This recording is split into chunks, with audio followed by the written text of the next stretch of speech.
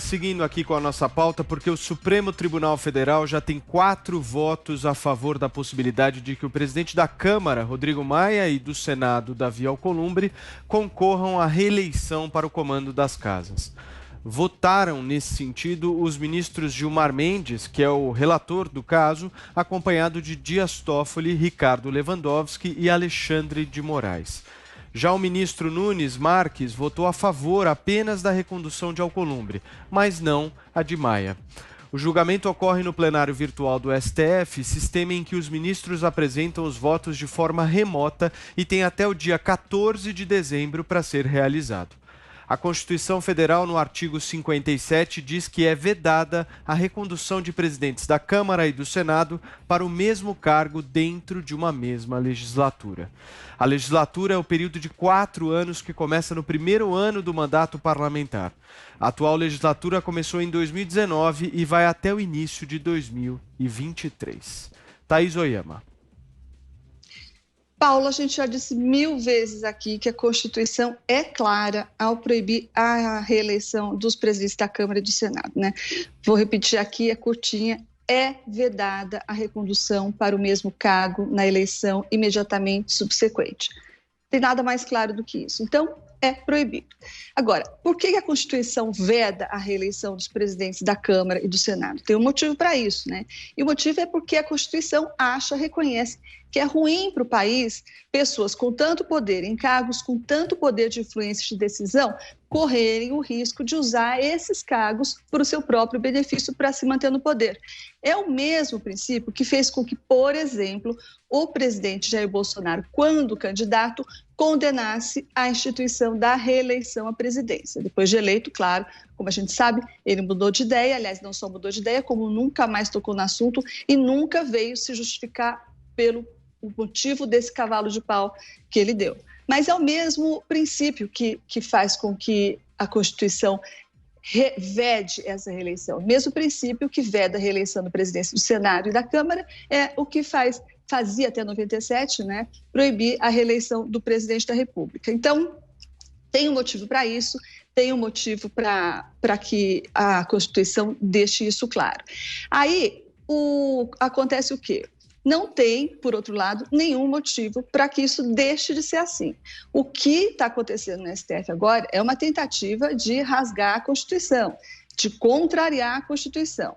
E por quê? Bom, isso por causa do interesse dos envolvidos, em primeiro lugar, diretamente envolvidos, Alcolumbre e Maia. Alcolumbre já manifestou bem mais publicamente, bem mais abertamente do que Maia, que quer a reeleição, deseja ser reeleito, e Maia também, embora não tenha manifestado tão publicamente, tão descaradamente assim quanto o Alcolumbre, também não acharia nada ruim poder ser reeleito. Então, tem esses interesses dos diretamente envolvidos e tem os interesses dos que indiretamente seriam beneficiados com essa possibilidade, né?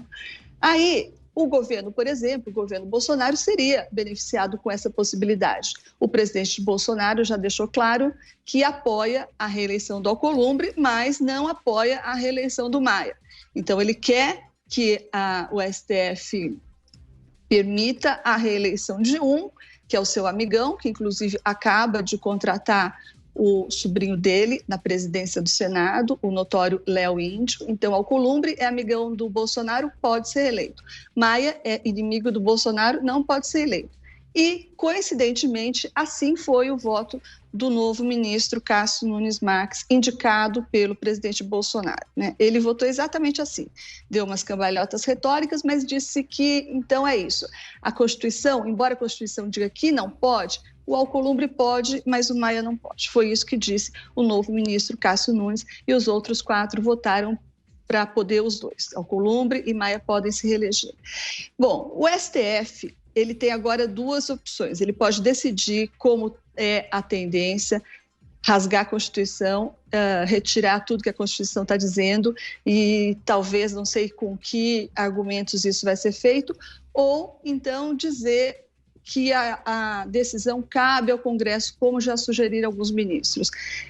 Seria, então, uma decisão interna, o Congresso que resolva, daí eles lavam as mãos e fica tudo por isso mesmo. Mas aí o erro é o mesmo, o erro é pior ainda, porque daí ele se desincumbe, ele inverte a situação e diz para o Congresso que, em vez de ele, Supremo, ser o órgão responsável pela leitura da Constituição, não, é o Congresso que diz como que o STF tem que ler a Constituição. Ou seja, não tem escapatória. Fazer o contrário do que está escrito na Constituição é rasgar a Constituição, não tem outra interpretação possível. Paulo Figueiredo. Em contraponto ao bloco anterior, eu vou começar esse concordando com a Thaís. É verdade, ela tem toda a razão. E parece que, não satisfeito em processar os nossos cidadãos por crimes inexistentes nas nossas leis, os guardiões da Constituição também optaram por ignorar expressamente quando há lei, né? Inclusive a lei maior. Como a Thaís bem disse, vedada a recondução para o mesmo cargo na eleição imediatamente subsequente. Artigo 57, parágrafo 4, inciso 4º. Não dá para ser mais claro que isso. Está escrito, está lá. Raramente a nossa Constituição é clara. Mas quando é, ela é ignorada. Fica combinado assim. A lei que as nossas autoridades escolherem que é. Acho que se por um acaso, se tiver escrito e eles escreverem, se tiver escrito, eles apagam. São os editores da sociedade, para usar as palavras do Dias Toffoli, né, do ministro Dias Toffoli. Aí vem, enfim, eu não sei, eu não vi nenhuma, honestamente, não é uma pegadinha não, eu não vi nenhuma declaração do presidente Bolsonaro dizendo que ele apoia a reeleição do Davi Alcolumbre. Eu realmente não vi. Pode ter acontecido, tá aí, se tiver acontecido, você fala aí pra gente. Não é, de novo, não é uma pegadinha. Mas o que interessa? O que é mais interessante para o governo? O que é menos interessante para o governo? Tá lá, a lei escrita. Enfim, não há muito mais comentado que isso, não. Josias. Depois que o Gilmar Mendes declarou que o veto da Constituição à reeleição dos presidentes da Câmara e do Senado significa uma permissão para que o deputado Rodrigo Maia e o senador Davi Alcolumbre disputem a reeleição, ficou todo mundo desobrigado de fazer sentido no Brasil. Essa pedalada judicial inaugurou no país uma espécie de vale-tudo semântico. Uma das exigências constitucionais para que alguém se torne ministro do Supremo é o notório saber jurídico. Mas o julgamento desse caso, sobre a sucessão interna ali das casas do Congresso, não exige conhecimentos superiores de direito, basta saber ler. E o parágrafo 4º do artigo 57 da Constituição anota muito claramente que o mandato dos dirigentes da Câmara e do Senado é de 2 anos e informa que é vedada a recondução para o mesmo cargo na eleição imediatamente subsequente. Onde se lê vedada, o Gilmar Mendes leu permitida. Por enquanto, o aval do Gilmar Mendes para que o deputado Rodrigo Maia e o senador Davi Alcolumbre disputem a reeleição foi seguido integralmente por 3 colegas, o Dias Toffoli, o Alexandre de Moraes e o Ricardo Lewandowski, e o recém-nomeado por Jair Bolsonaro, o ministro Nunes Marques, acompanhou o relator apenas parcialmente. Ele permitiu a reeleição do Alcolumbre, mas vetou a recondução do Rodrigo Maia, como prefere o presidente da República que o indicou. A principal atribuição do Supremo é a de proteger a Constituição. Para modificar uma regra prevista no texto constitucional, são necessários 308 votos na Câmara, 49 votos no Senado, em 2 turnos de votação. Não é fácil mudar o texto constitucional. Mas tudo isso, evidentemente, valia quando as palavras inscritas na Constituição ainda tinham algum significado no Brasil. Uma característica singular da semântica do Gilmar Mendes e dos seus seguidores é que uma decisão majoritária dos 11 integrantes do Supremo pode virar o texto constitucional do avesso.